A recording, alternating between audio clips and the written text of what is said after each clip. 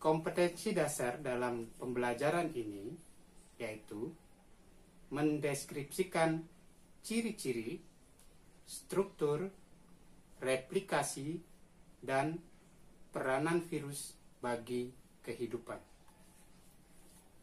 Indikator pencapaian kompetensi mendeskripsikan ciri-ciri virus, mengidentifikasi struktur tubuh virus, menjelaskan cara reproduksi atau replikasi virus, mengidentifikasi peranan virus bagi kehidupan.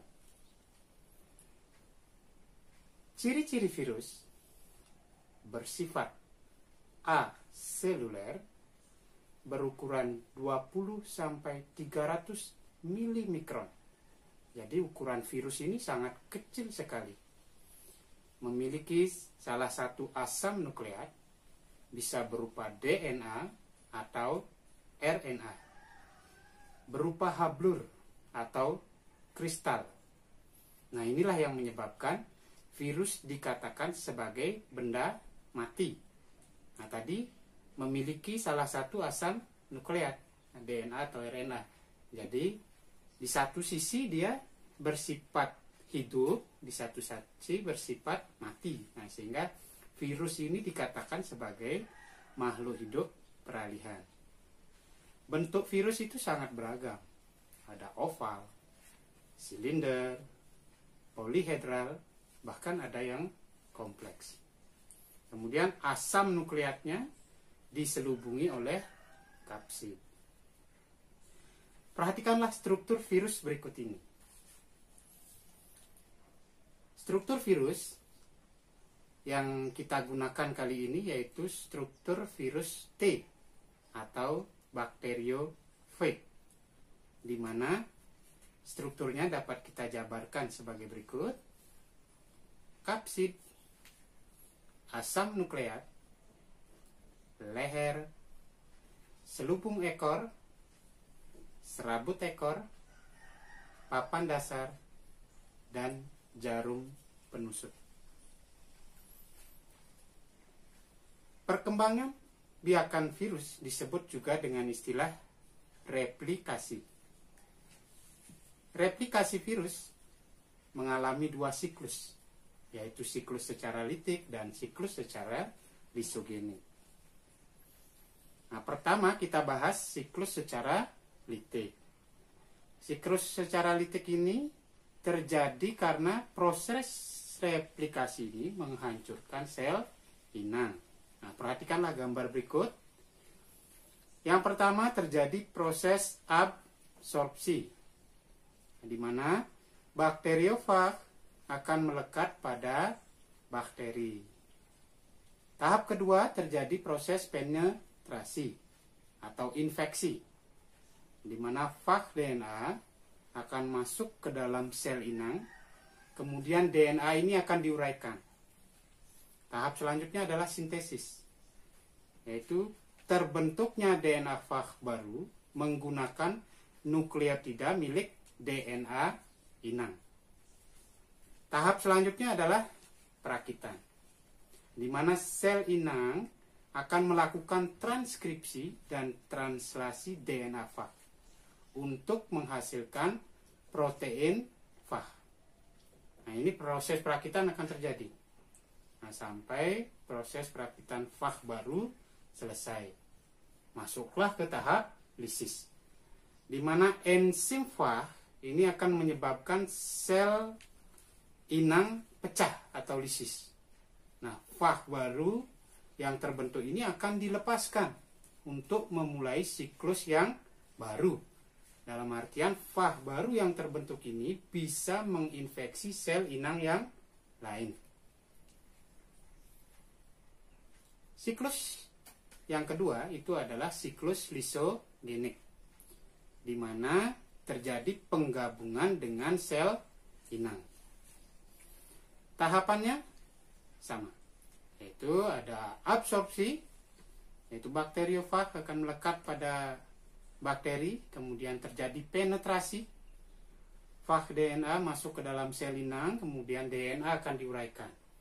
Nah, di sini ya perbedaannya, di mana tadi terjadi proses replikasi, di sini terjadi proses penggabungan. Nah, di mana DNA fag ini akan bergabung dengan kromosom bakteri membentuk profag non-infektif. Nah, di sini salah satu proses yang terjadi pada bakteri yaitu mengalami proses pembelahan. Nah, pada saat pembelahan, kromosom akan bereplikasi. Ini akan berlangsung selama beberapa kali proses pembelahan. Jadi profag yang terbentuk ini akan mengikuti. Nah, kemudian profag dapat keluar dari kromosom inang dengan cara litik. Kembali ke proses sebelumnya. Peranan virus itu ada yang menguntungkan, kemudian ada yang merugikan. Kita bahas yang pertama, peranan virus yang menguntungkan. Salah satunya adalah virus ini dimanfaatkan untuk membuat vaksin. Vaksin adalah patogen yang sudah dilemahkan.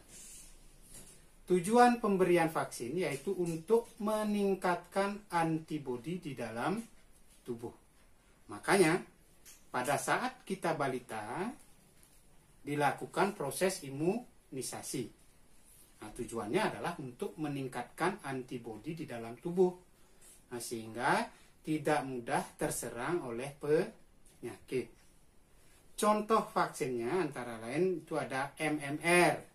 Ini untuk mencegah terjadi gondongan dan campak. Kemudian OPV, ini untuk mencegah terjadinya polio. HZV untuk mencegah terjadinya cacar air. Selain menguntungkan, virus sebagian besar itu sifatnya merugikan. Nah, sehingga dia disebut sebagai virion atau racun. Salah satu contoh penyakit yang ditimbulkan, ini kita akan bahas penyakit pada tumbuhan, penyakit pada hewan, dan penyakit pada manusia. Nah, yang pertama kita bahas penyakit yang terjadi pada tumbuhan. Misalnya, tobacco mosaic virus. Ini akan menimbulkan terjadinya bercak kuning pada tembakau. Nah, ini TMV ini merupakan cikal bakal ditemukannya virus. Ini dibahas di sejarah perkembangan virus. Kemudian RTBV. Ini merupakan penyebab rusaknya tanaman padi. Nah, kita mengenalnya dengan nama tungro. Nah, ini sangat mengganggu bagi para petani karena dapat menyebabkan rusaknya atau gagalnya panen. Kemudian penyakit yang disebabkan oleh virus pada hewan. Nah, ini misalnya virus rabies. Ini menyebabkan terjadinya penyakit rabies. Yang diserang adalah bagian otak dan sistem saraf hewan berdarah panas, misalnya anjing. Nah, ini akan menyebabkan terjadinya perubahan perilaku anjing. Kemudian H5N1 ini menyebabkan terjadinya flu pada unggas. Nah, kita mengenalnya dengan nama flu burung. Ini juga sempat membuat heboh di Indonesia karena adanya flu burung. Peranan virus yang merugikan pada manusia, contohnya adalah hepatitis, yaitu proses pembengkakan pada hati. Ini dikenal dengan istilah penyakit kuning. Kemudian virus dengue, ini menyebabkan terjadinya penyakit demam berdarah. Nah, ini yang menjadi perantaranya adalah nyamuk Anopheles. HIV, yaitu penurunan sistem kekebalan tubuh. Ini dikenal dengan nama AIDS. Kemudian yang terbaru itu ada SARS-CoV-2, menyebabkan terjadinya penyakit COVID-19 dengan gejala awal demam, batuk, kemudian sesak napas. Nah, itu sekilas. Nah, kita akan bahas lebih lanjut khusus untuk SARS-CoV-2, ya, penyebab penyakit COVID-19.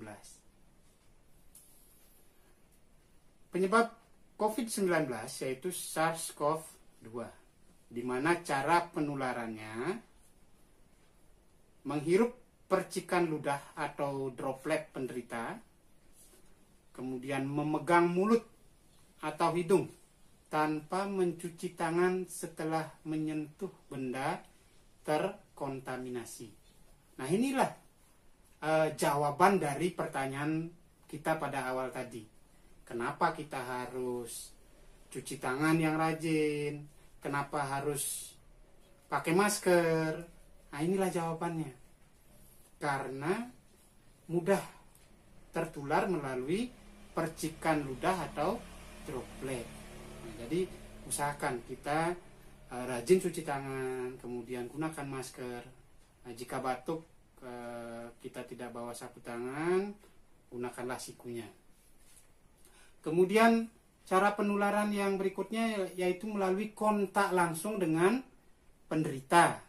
Nah, makanya ditegaskan bahwa kita harus melaksanakan social distancing, jaga jarak, nah, minimal 1-2 meter. Gejala yang ditimbulkan yaitu demam, batuk kering, sesak napas. Nah, biasanya ini 2-14 hari setelah terpapar. Nah, itulah makanya jika kita terpapar oleh virus SARS-CoV-2 ini, kita akan dikarantina selama 14 hari. Itu untuk mengecek perkembangan apakah kita memang terinfeksi atau tidak. Nah, jadi kita harus ikuti protokolnya. Bagaimana cara pencegahannya? Kita harus menerapkan pola hidup bersih dan sehat atau PHBS. Antara lain, cuci tangan lebih sering, gunakan siku untuk menutup saat batuk atau bersin, jangan menyentuh areal wajah, jaga jarak aman, usahakan di rumah saja, olahraga secara teratur, penuhi